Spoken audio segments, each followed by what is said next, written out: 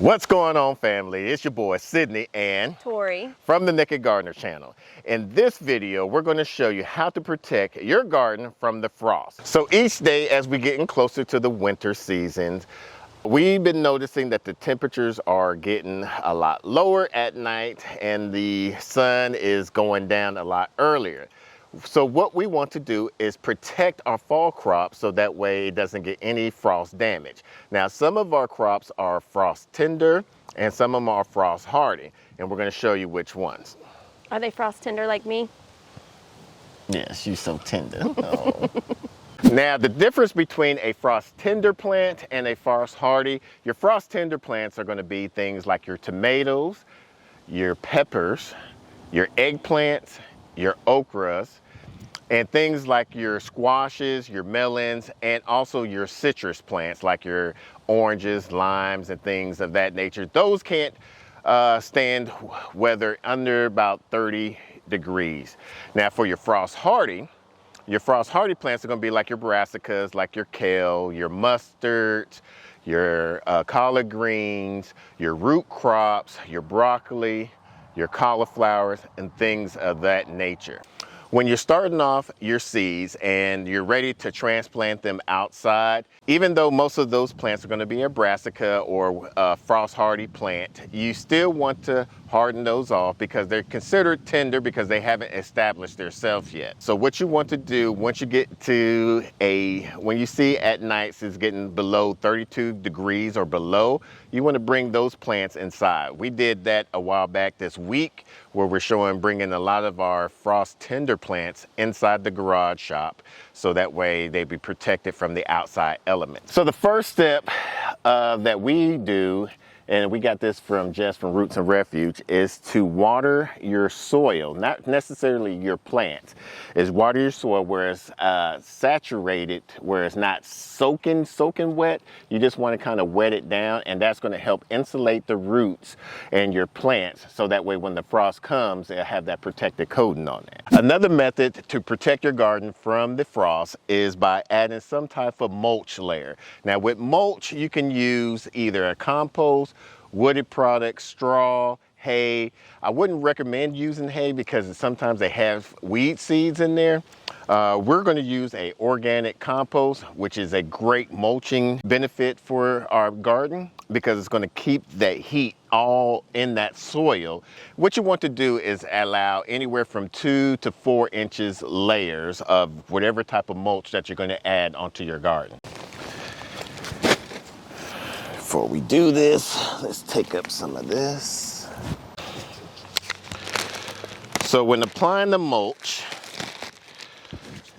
you don't want to get the mulch up against the stem. You just want to get it right around the plant.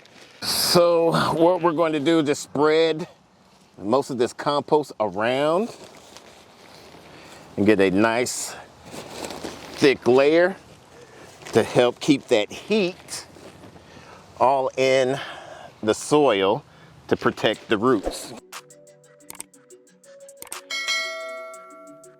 Now the good thing about using this compost as a mulch is it's going to break down. It's going to invite some microorganisms to come and take some of this breaking down material, some of this carbon, and feed up on it, and then it's going to add even more nutrition to this garden bed. And what we noticed about this bed particularly is, I think from these last 4 beds, or 1, 2, 3, yeah, these last 3 beds, is we added a mushroom compost with this, basically another organic matter. And even though it is the fall time, we don't have to water as much with all this organic matter. We got compost, regular compost, mushroom compost, some of the peat moss. It's been a good bonus for these beds here. Every morning the soil has been moist out here. And so that's been good. And if you're wondering when your frost date is, you can Google your area of frost date. Now with ours is normally this week, around the middle, close to around Thanksgiving time frame for our first frost. And we kind of push it anywhere from 2 weeks before our first frost date to about 2 weeks after our frost date. We had a slight one one day this week, and I got kind of nervous. I see that we did have a few frost damage from our peas, but they're still going to be able to survive because, like I said, they're cold hardy. It goes down to about 20 degrees to protect most of all of these crops. So just Google your frost date, your first frost date with your zip code, nearest big city, and that will let you know, kind of give you a rough estimate of when about your first frost date is. Would you recommend people looking at that and doing something like this the week before, or what time frame would you recommend? Before even starting the garden, I would find out your first and last frost date. That is going to be the main key thing that any gardener needs to know, because you don't want to be planting your stuff and then all of a sudden a frost comes and then it just wipes your whole plant, your whole garden out. That kind of will devastate a first-time gardener. That makes most first-timers quit and never try again. Yeah, that's one of the few factors of failures that keep a first-time gardener from ever trying again the following year. There's also a template that we have. I think we got one more left. So we have a Clyde planner that could basically kind of give you an idea when your frost date is. Later down the video, we'll tell you how you can win our last one. If you found these 2 tips so far helpful for you, make sure you give us a like. It really helps our channel out. Now, if there's any method that we haven't discussed in this video, comment down below and let us know what methods that you do to protect your plants and your garden from the frost. Now, our final method to protect our garden from the frost is a frost blanket.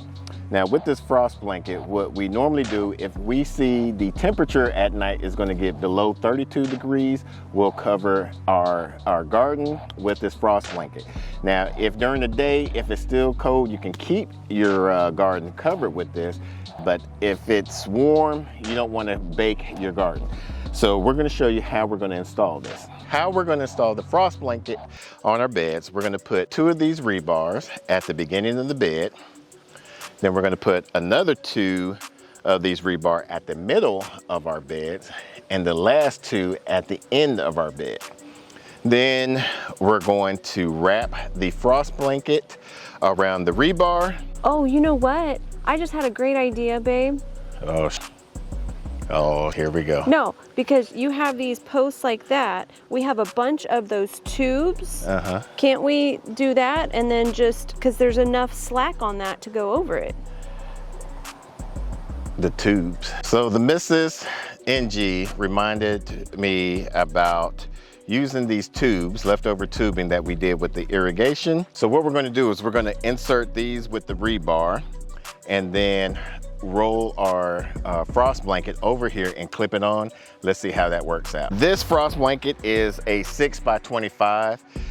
Now, if you don't have this and you just have a small garden, maybe even container garden, you just have seedlings, you wouldn't really need this. You could just use like a jar and just put that jar over your young seedling. Now, however, during the day, that's going to act as a greenhouse, so you got to be mindful of that. So you could take it off and on as needed. Especially in our growing zone, as quickly as the temperature changes from freezing in the morning to 60 something in the afternoon. Yeah, I mean, like earlier this week, we were in the low 30s, and now today is going to be high 70s, low 60s. We don't have, in Texas, we don't have weather, we have climate. Make sure I don't damage any plants.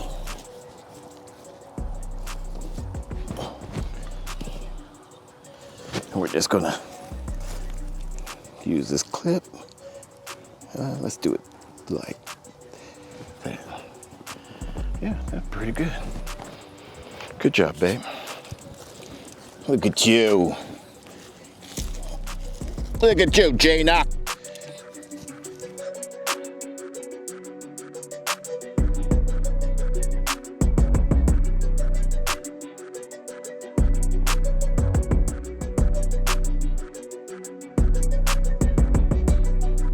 You can implement all three of these methods, or you could just use one or the other. The more things that you use to protect your garden from the frost, the better.